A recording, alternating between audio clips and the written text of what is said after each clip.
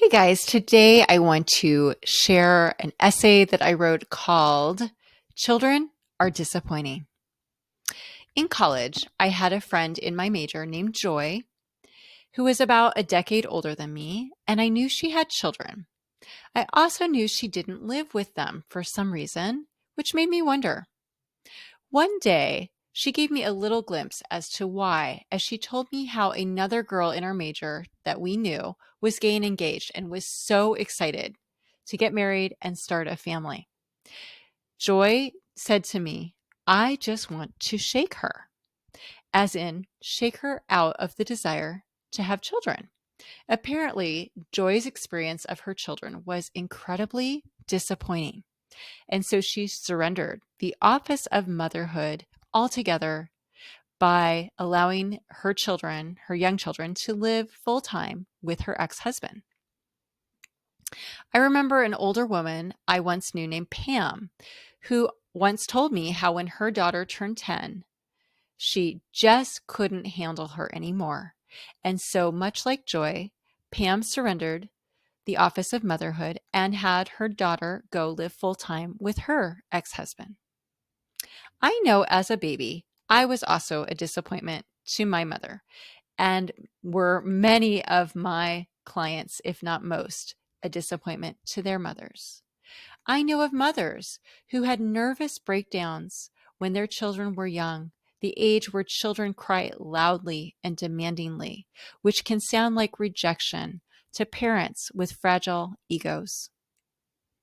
I know Linda, who told me that as a young woman, she had children so she'd have someone to love her unconditionally. And then, when disappointed by what she felt like rejection by those young children, she abandoned them to party. She confessed to me how guilty she feels now that her young adult son is a homeless drug addict because she blames herself.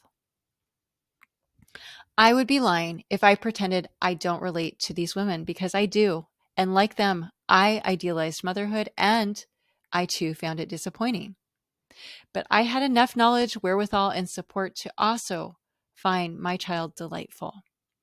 This is because I, like these other women, had a mother who failed to properly nurture me as a baby.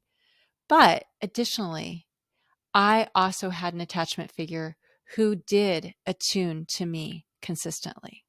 My grandfather took over my daily care when I was 9 months old, and thank God he did.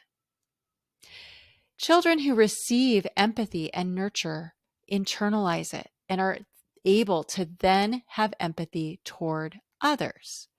Children who do not often never develop the capacity to empathize for anyone other than themselves, well into old age. This is because these adult children are stuck in an infantile stage of development, which rears its head most when they are forced to care for someone who depends upon their nurture. They often find it impossible and will even abandon their children altogether. If they were to be honest with themselves, they would say they feel rejected by their children when they were hoping to feel unconditional love and acceptance. The truth is, children are disappointing, and this is their job description. A healthy child who receives good enough nurture will develop a healthy ego that knows her worth, and she will live a life of being true to herself, disappointing the hell out of everyone else in order to do this. She will have the ego strength to walk away from an abusive partner or a toxic friendship. As much as I failed my own daughter in the past, the good news is what we therapists call rupture and repair.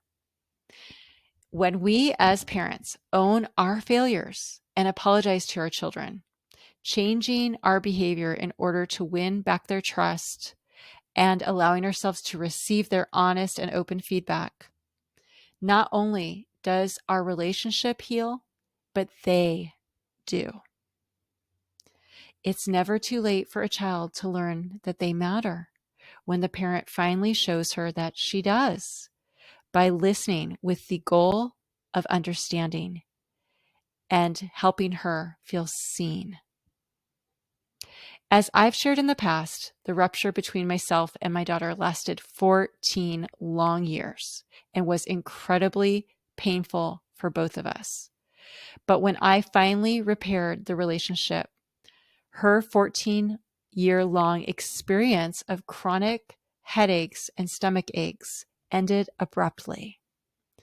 Her shame was dislodged and she came into herself at long last. She no longer betrays herself, but trusts herself. So here is a recent example. Edie, my daughter, worked for 3 years at a local pet store and was the star employee, as she alone was committed to bringing a level of order and cleanliness, among other things, to the store. She got a new job at a nonprofit and had given her 2 weeks' notice. The owner of the store, who did not invest in the store's cleanliness, order, or infrastructure whatsoever, nor pay his employees a decent wage, he decided just before Edie was due to leave to do a deep cleaning and have Edie be a part of that, taking advantage of her work ethic before she left. And she was helping him one day when he made a very snide remark insinuating that she wasn't doing her job good enough cleaning the store, which couldn't have been more untrue. So Edie paused.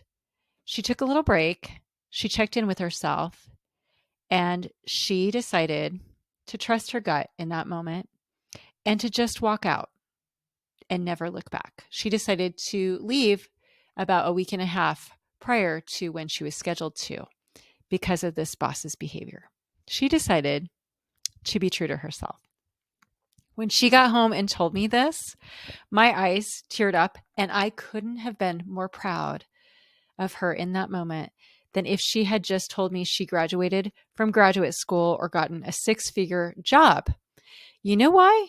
Because anyone can do those things, but not anyone can be true to themselves like she was. In fact, as a therapist, I can tell you how very few people are ever true to themselves like that their entire lives. And here she is, 21 years old. I cannot wait to see how the rest of her life unfolds. Edie disappointed the hell out of her boss in order to be true to herself, and I am so proud of her. And upon reflection, I am also proud of me for doing the hard, humbling work of repairing our relationship, making sure she knows how much she matters, because I'm seeing its dividends pay off. Kids are disappointing. If you believe their job description is to make you feel good about yourself, give you unconditional love or nurture.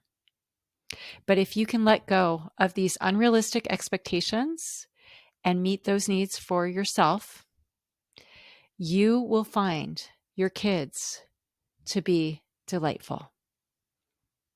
And so will they. Thanks for listening today. Please share this with a friend, leave a 5-star review, and subscribe to this podcast.